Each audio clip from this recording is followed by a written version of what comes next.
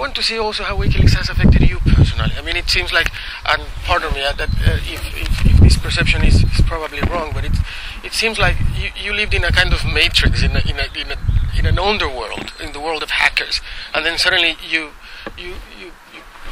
put your head into the real world, and these dramatic changes come to your life. How would you talk about how has Wikileaks changed your personal life? This is to a degree a myth. I have been a public person since I was 20 years old.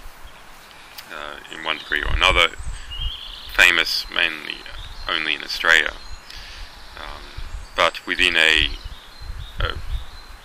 particular subculture of people using technology to achieve political reform, well known for many years. So I was a computer hacker, and I started my first magazine as a late teenager, but that was a long time ago, and I spent 6 years going through a court process about that magazine in my early 20s. But after this, I set up the first parts of the Australian internet industry, and was involved in promoting and engineering the internet in many different ways all over the world, and then securing human rights workers using advanced cryptography. And all these things eventually came together on these different paths to produce Wikileaks as a solution to what I saw as a problem in the world, in that the decisions that we were making as societies was based on a lack of knowledge. Mm. And we must know how the world really works if we are to manage it properly. And we have some good knowledge about the weather and about chemistry and physiology and medicine and all those other wonderful things that science and engineering give us. But they are all managed by institutions and governments. Mm-hmm. And we do not have strong knowledge about institutions and governments and how they work in a modern society. Until we have strong knowledge about how our management systems work and our political systems work, we cannot possibly promote particular political theories or courses of action about how to deal with them. Do you think that is why you're being, or do you feel you're being, like, I don't know the exact word in English, but chased would be that, prosecuted? I mean... Wikileaks over the past 4 years has revealed a lot of very important information about over 120 different countries. But the response to us is also revealing important information. So we have on the one hand Hillary Clinton saying censorship is bad, and the internet must not be censored, to countries like China and Iran. And we have on the other the State Department applying pressure to many different organizations to stop us. And that includes, sort of most dramatically, these economic blockades set up by Visa, MasterCard, Bank of America, PayPal, Money Bookers, Western Union, and so on, as well as pressure applied to US companies like Amazon to not deal with any of our technical infrastructure, moves to try and add me personally and Wikileaks to the US Specially Designated Persons list,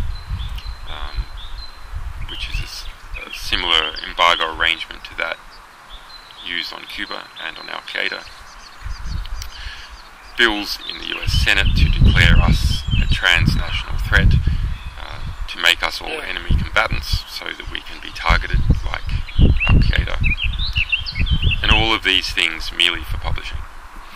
Before you went in into this, especially into these three packages and the fourth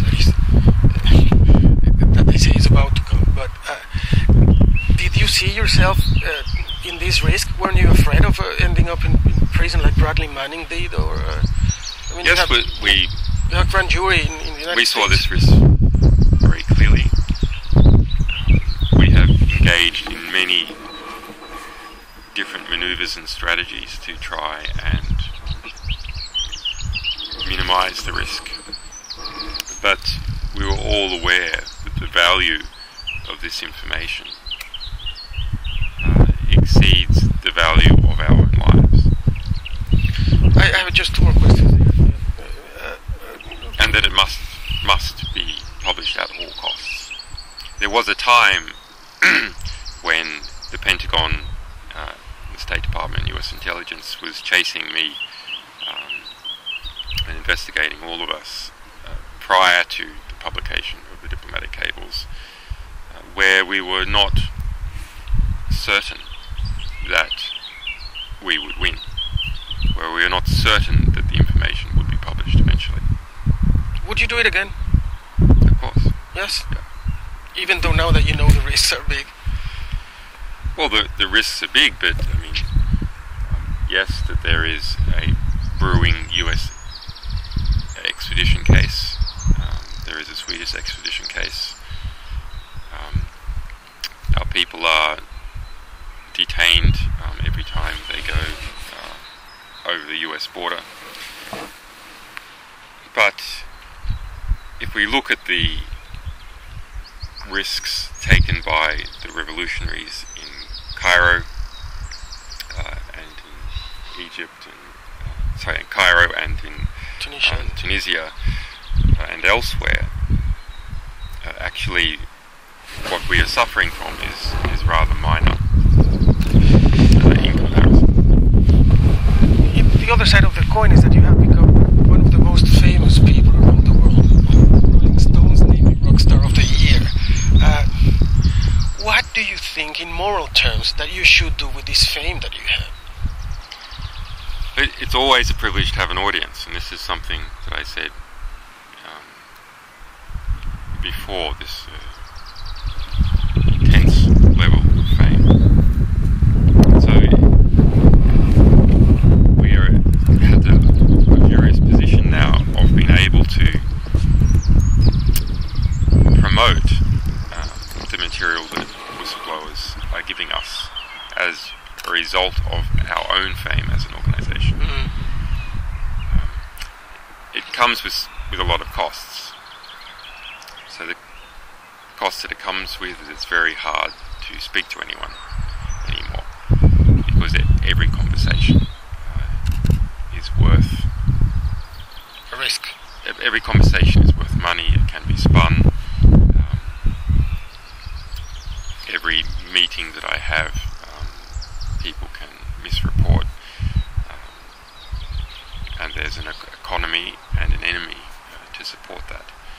So it has made us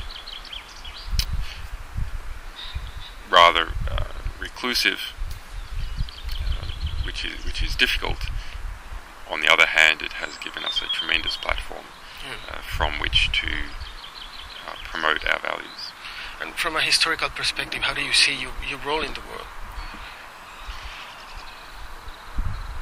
The way history is progressing is changing. So we can see what our role in the world might be using the formula of the history that has occurred in the last 50 years. But the way history will unfold in the next 50 years is going to be very, very different.